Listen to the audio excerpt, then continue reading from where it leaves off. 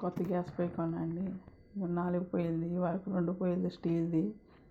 అది లైటర్ వేసినా అది పొయ్యి వెలిగేది కాదండి, స్విచ్లు పనిచేసేవి కాదు. కొంచెం ఎలాగైనా ప్రాబ్లం వచ్చింది పొయ్యి. దాన్ని ఇంకా బాగు చేయించడం ఎందుకులే, కొత్తది కొనుక్కుందాం. 4 పొయ్యిలది అయితే అవసరం ఉంటుందండి, పిల్లలు అది వచ్చినప్పుడు ఇబ్బంది అవుతుంది. 2 పొయ్యిల మీద అవ్వట్లేదండి తొందరగా పని.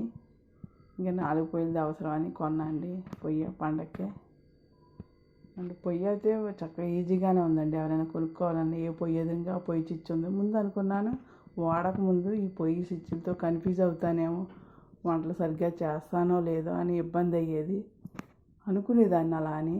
కానీ వాడేటప్పుడు అసలు ఈజీగా ఉందండి చాలా. ఏ పొయ్యి ఎదురుగా పొయ్యి ఉంది, అసలు కన్ఫ్యూజ్ అవ్వాల్సిన అవసరమే లేదు. చక్కగా తొందరగా వంటలు అయిపోతున్నాయండి. గంటలు అవ్వాల్సింది అరగంటలోనే అయిపోతున్నాయండి.